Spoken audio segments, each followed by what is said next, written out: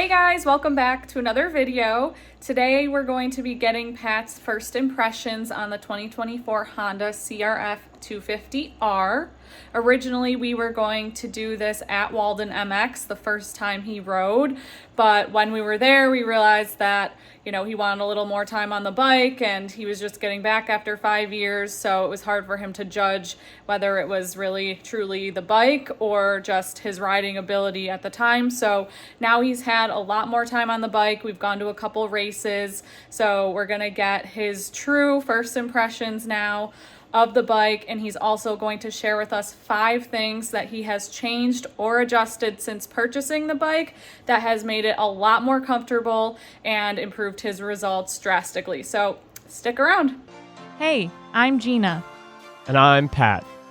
When I decided to get back on the bike after 5 years without racing, I decided to document the journey.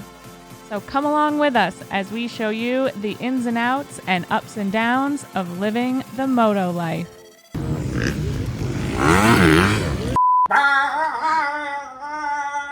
I'm just kidding. Hey everybody, Pat here.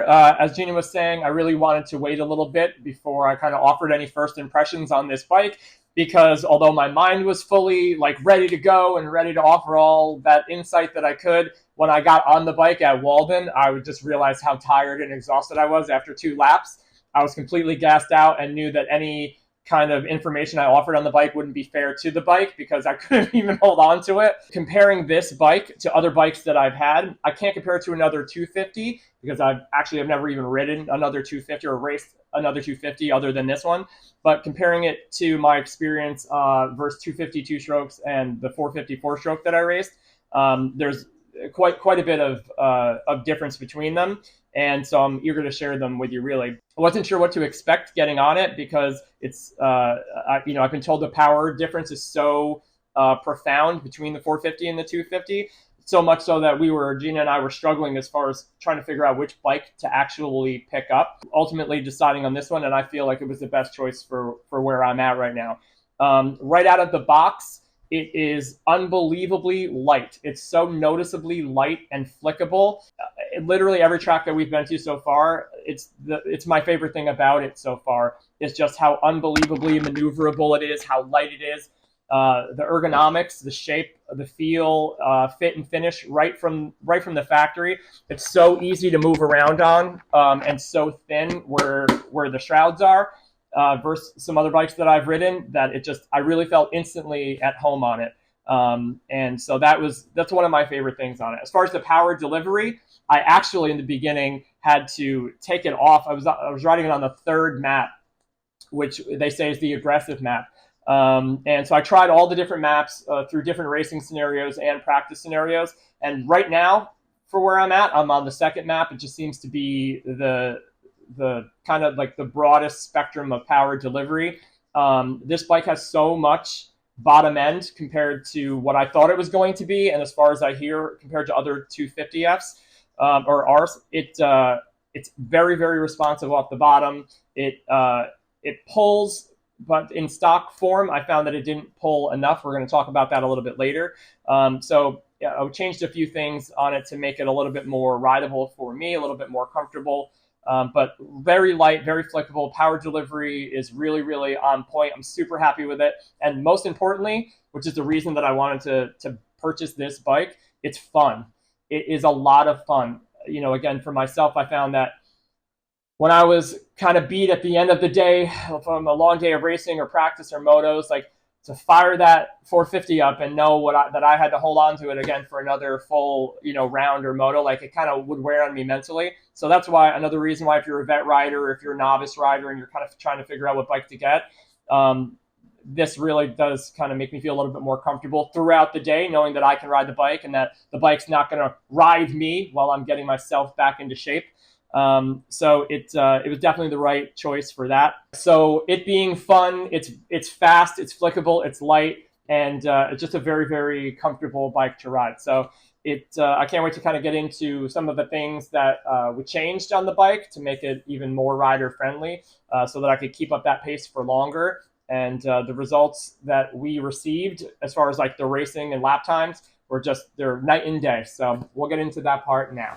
All right, so we can't do a first impression video on this bike without talking about the forks. The 2022, 23, and 24 model are all the same. So if you own any of those bikes, you're looking to buy any of those bikes, then you probably heard about how terrible the forks are. And so again, I wanted to have a little bit of time on the bike before I could accurately decide for myself what I thought. And I agree with every single article and every single video on them without being over dramatic. In this delivery, they're not good. They're not good right off the bat. Even at the local level in the vet class, they're not good. For me, I found them very unpredictable. They're very, very, very stiff to the point where I can't even say that they'll do one thing or another in a turn consistently, because no matter what your position is or how perfect you are on the bike, there's a fear that it's either gonna slide out and understeer, or it's gonna oversteer and jackknife. So I've yet to find a good balance inside of the fork setting. So the first thing that we're actually going to change is we're going to send these things out and get them revalved for my weight and my class. So that's something that I would imagine if you are going to race, especially, that you're going to want to consider, because we have adjusted this thing up and down and still haven't found like the perfect setting. But I will share that because they are so stiff, we did go softer on the compression and the rebound, both, to try to get a little bit more traction and a little bit more of a kind of a plush feel on the track. It did make a difference. We went 3 clicks on the compression. Now, they normally recommend that you don't go that dramatic, that you only do like 1 to 2 clicks at a time and test. And we went right in and adjusted it 3 soft, and it did make it a little bit better. I also lowered the forks in the triple clamp here. 3 millimeters. It kind of like it raked it out a little bit more, made it a little bit more predictable and a little bit less sketchy in some of the rough rock. So again, forks probably going to be something that you're going to look to valve or change if you're going to consider racing the 22, 3, or 4 CRF 250.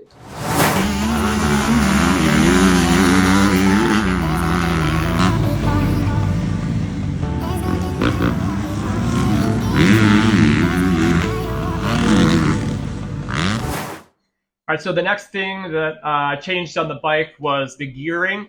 The rear sprocket on the 250 comes with a 50-tooth Sunstar. So I think it's 1350, 13 in the front, 50 in the back. And again, no matter what map I was in on the handlebar, I found that it was super, super notchy in the beginning, and it just wound out way too quick. So I could pull third in sweepers easier, but the gap between second and third in like your standard kind of corner or 180, it was just really tricky for me, and I never really got used to it.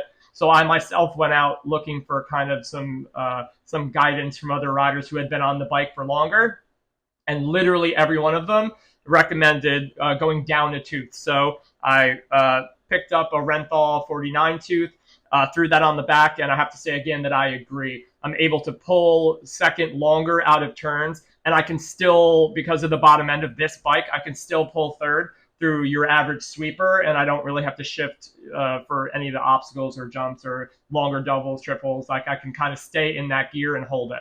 So this is one of the better choices I've made, I feel, for myself. I went from the 50 to the 49, and it really changed quite a bit for me on the track.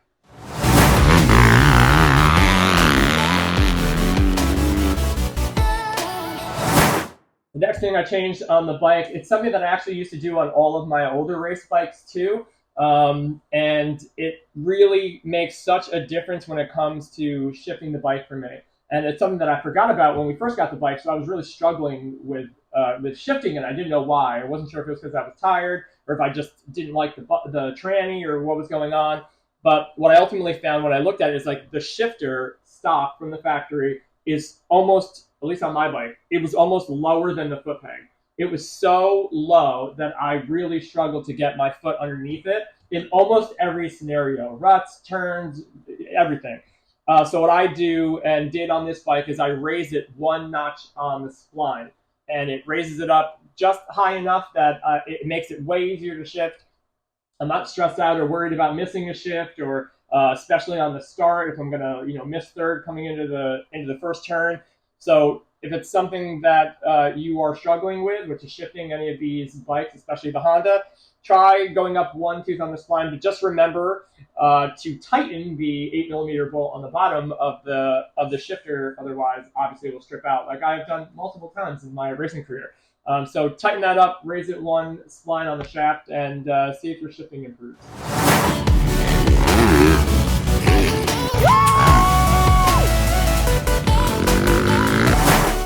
The tires have come a really long way since I stopped racing years ago, and this is the stock tire that came on this bike. It is the Pirelli MX32. The size is the reason that I am going to be changing this tire for the next round of racing. It comes stock with a 190/19 tire, and I've heard that Honda did this to save weight. So this is not the traditional size for the 250F. This is basically an old 125 tire that they put on the 250F to save weight. It's incredibly narrow. And if you ride really rutted tracks, really bumpy, rough, rutted tracks, it's actually a great option because it is a little bit more narrow and keeps you in the rut easier. But for the tracks around here, upstate New York, definitely a wider pattern is a little bit more beneficial as far as traction and handling goes. I'm sure it will actually improve even the suspension. It's possible that you can run lower pressure. So I'm excited about all of these things. We kept it on for a while because it's actually a decent tire. It works and hooks up well. But as far as what I'm going to want to personalize the setup for me, I'm definitely going to go to the actual 250F tire, which I believe is a 100/119, or you can even go to a 100/110/19. So that's my take on the tire scenario, and it's definitely something that I'm going to be changing.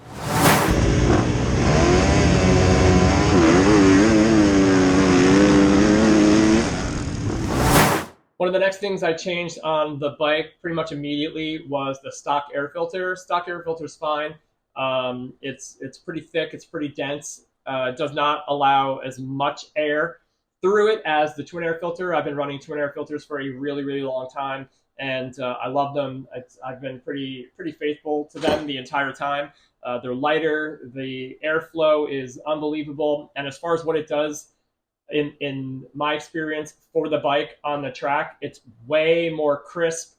I feel like it's more responsive, and it feels better out there. I feel actually more connected to the motorcycle and the motor just because I feel like the airflow is really, really free. So I also know some people that on the Hondas, they kind of like cut holes into and add vents into the side of the number plate to even assist further with the airflow. And I think the twin air filter is like absolutely pivotal as far as that goes, that part of the process. And just really quickly, I wanted to kind of offer a tip that I found really helpful. When you're putting the filter back in, as you slide it in and line it up, you're going to line up this tab with this hole, obviously. But what I do is as I clip this in, because I'm a little bit OCD and worried, I put a zip tie here, and I take the zip tie and I put it around the actual clip here. And the zip tie itself will kind of hold the spring in case something happens to the spring. That way, even when you're riding, you don't have to worry at all about losing your filter or it dropping and then you're sucking air in behind it. So it's just a little trick that really, really helps me out. Just put a zip tie on the bottom of the pin here and then pull it over the top and you'll be in good shape.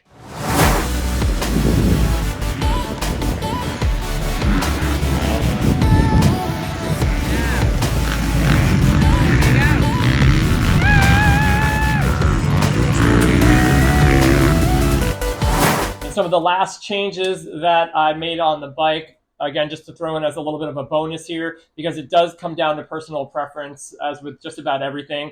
But for me, I found that the way that the bike comes, as far as the setup of the handlebars, the bars were way too far forward for me. Now, again, I'm 5'8" on a good day with my gear on. And so if you're taller or shorter than me, then you might have a difference of opinion. But if you're your average size 250F rider, I found that the bars were way too far forward, and it made the already rough forks kind of even more head shake. There was more head shake to them.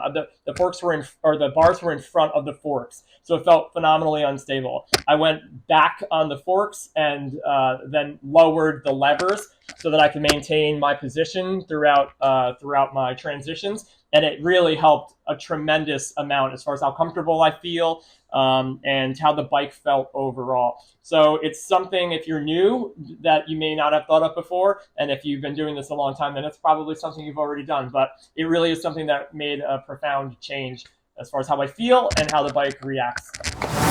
All right, there you have it. So if you just picked up a new CRF 250, hopefully these tips will help you.